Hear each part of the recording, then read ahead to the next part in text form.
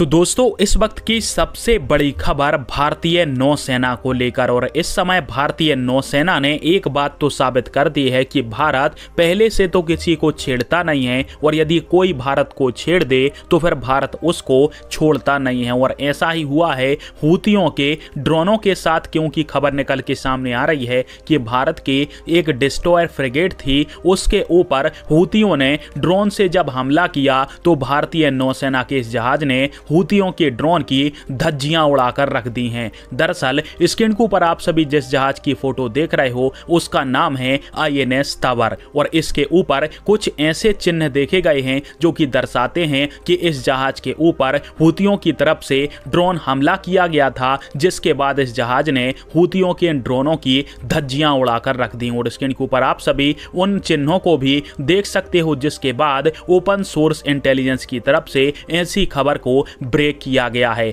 दरअसल यह जो हमारा जहाज था वो अभी जून के समय में जो सऊदी अरबिया और इसके नीचे अफ्रीका है यहाँ पर समुद्री तैनाती पर था, और इसके पश्चात यह जो हमारा जहाज है वो अफ्रीका के बाद गया था इजिप्ट के शहर अलेक्जेंड्रिया, और यहाँ पर भारतीय नौसेना के इस जहाज ने सद्भावना यात्रा करी थी। तब इस प्रकार के जो चिन्ह हैं वो इस जहाज के ऊपर नहीं लगे थे, परंतु बताया जा रहा है कि जैसे यह जहाज यमन के हूती विद्रोहियों के पास से लाल सागर से होते हुए गुजर रहा था तो इसके ऊपर भी ड्रोन फायर किए गए थे 2 की संख्या में, जिन ड्रोनों की इस जहाज ने आसानी से धज्जियां उड़ाकर रख दी हैं। और भारतीय नौसेना का यह जहाज फिर पहुंचा है इजिप्ट के शहर अलेक्जेंड्रिया, और अभी रशिया के इंद्र 24 नाम के युद्ध अभ्यास के अंदर भी यह भाग ले सकता है। और यहाँ पर और भारत का यह जो जहाज है वो लाल सागर से होते हुए गया है, और वो तो हूतियों की शायद किस्मत अच्छी थी, क्योंकि यह जो हमारा जहाज है वो पूरी तरीका से ब्रह्मोस से लोडेड था,